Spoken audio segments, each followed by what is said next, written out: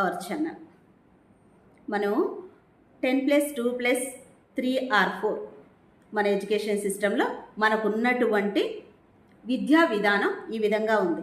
మరి మనం ఇన్ని సంవత్సరాలు చదివి మనకు నచ్చినటువంటి కోర్స్ చేసి మనకు నచ్చినటువంటి సబ్జెక్ట్ తీసుకొని మనం ఏదో లైఫ్లో సెటిల్ కావాలి, మన లైఫ్కి ఉపయోగించుకోవాలి అని మనం ఒక కోర్సు కష్టపడి చదివి పాస్ అయి బయటకు వస్తూ ఉన్నాం. మరి ఆ కష్టపడి చదివినటువంటిది మన ఇష్టపడేటటువంటి జాబ్కు రిలేటెడ్గా ఉందా లేదనే చెప్పాలి.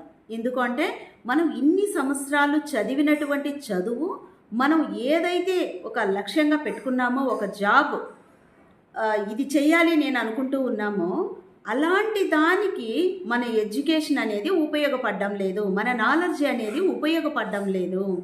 మనం ఈ సంవత్సరాలన్నీ చదివేసి లాస్ట్లో పొసురుగా 3 months 6 months ఒక కోర్స్ చేసినప్పుడు దాని మీద డిపెండ్ అయ్యి మనం జాబ్ తెచ్చుకుంటూ ఉన్నాం. ఏదో ఒక కంపెనీలో దాని పేరు సాఫ్ట్వేర్ అని పెట్టేసుకొని హ్యాపీగా నేను బీటెక్ అనేది క్వాలిఫికేషన్ పక్కన పెట్టుకోవడానికి పనికొస్తుంది. ఇక్కడ ట్రైనింగ్ చేసినటువంటి ఇన్ని సంవత్సరాలు చదివినటువంటిది, ఇన్ని ఎగ్జామ్స్ రాసినటువంటి నాలెడ్జ్ ఎక్కడ ఉపయోగపడడం లేదు. మనం 3 months ఎక్కడైనా ట్రైనింగ్ తీసుకుంటే అది మాత్రం క్వాలిఫికేషన్గా మనకు జాబ్ వస్తుంది. మరి ఇన్ని సంవత్సరాలు ఇది ఎందుకు చదవాలి?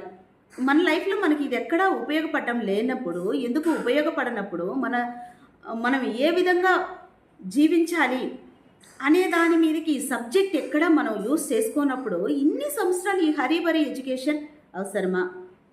మరి ఇలాంటి ఈ 3-4 months సబ్జెక్టే మనలో ఒక మంచి స్థాయికి తీసుకెళ్ళేటప్పుడు ఇదే సబ్జెక్ట్ని తీసుకొచ్చి మనం ఏదైతే డిగ్రీ చదువుతున్నామో, ఎక్కడైతే బీటెక్ చేస్తూ ఉన్నామో అక్కడే కానీ ఇంప్లిమెంట్ చేస్తే 3-4 monthsకే వీళ్ళకి ఇంత నాలెడ్జీ వచ్చిందంటే 4 years కింద ఎంత మంచి నాలెడ్జ్ వస్తుంది మన పిల్లలకి. అంటే మన ఎడ్యుకేషన్ సిస్టంలో కంప్లీట్గా ఇప్పుడు మనం అప్డేట్ అవుతూ ఉన్నాం టెక్నాలజీ ప్రకారం.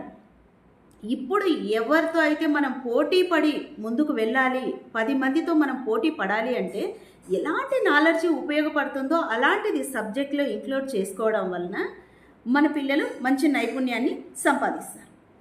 కొన్ని లక్షల మంది బీటెక్ చేసి బయటకు వచ్చిన తర్వాత కనీసం రీసెంట్గా మనం పేపర్లో చూస్తుంటాం 1,40,000 మంది బీటెక్ నుంచి బయటకు వస్తే మ్యాక్సిమంగా అక్కడ ఒక 6-7% కూడా జాబ్స్కి ఎలిజిబుల్ కావట్లేదు. కారణం ఏమి అంటే మనకు ఆ స్కిల్స్ లేవు, కంపెనీకి ఏం కావాలన్నా ఆ స్కిల్స్ మన దగ్గర లేవు, మన లక్ష్యాలను ఏదైతే మనం రీచ్ కావాలనుకున్నామో ఆ సబ్జెక్టు మన కోర్సులో లేదు. అంటే డెప్త్ లేదు, అది ఇంప్లిమెంట్ అయ్యేటటువంటి పద్ధతి కరెక్ట్గా లేదు. మనం టెక్నాలజీ ప్రకారం అభివృద్ధి చెందుతూ పరిగిస్తూ ఉన్నాం. మనం అప్డేట్ కావాలి, లేదు అవుట్డేట్ అయిపోతాము, అప్గ్రేడ్ కావాలి, అందరికంటే ముందు ఉండాలి అంటే మన నాలెడ్జీని మనం ఇంప్రూవ్ చేసుకోవాలి. ఇలాంటివన్నీ వింటూ ఉంటాం. అలాంటివన్నీ ఎక్కడ ఉండాలి? బుక్స్లో ఉండాలి. అలా లేనప్పుడు ఇన్ని సంవత్సరాలు చదివినటువంటి చదువు మన క్వాలిఫికేషన్గా ఉపయోగించుకోవడానికి ఉపయోగపడుతుంది. ఒక 3 months చేసినటువంటి కోర్సు మనకు ఫుడ్ పెడుతుంది. అంటే జాబ్ సాటిస్ఫాక్షన్ లేక స్ట్రెస్కి ఫీల్ అవుతూ ఉన్నారు ఎంప్లాయీస్ అంటే ఇందుకు కారణం ఏంటి అంటే వాళ్ళు అనుకొని చదివినటువంటి చదువు ఒకటి, ఈరోజు ఏదో ఒక జాబ్ వస్తే చాలు అని ఒక 3 months 6 months చేసినటువంటి కోర్సు వేరు. కాబట్టి స్ట్రెస్కి ఫీల్ అవుతూ ఉన్నారు. ఎందుకు? మనకు నచ్చినటువంటి పని, మనం ఇష్టపడేటటువంటి పని, మనకి ఇష్టమైనటువంటి పని చేసేటప్పుడు ఎక్కడ కూడా మనకు అలుపు రాదు.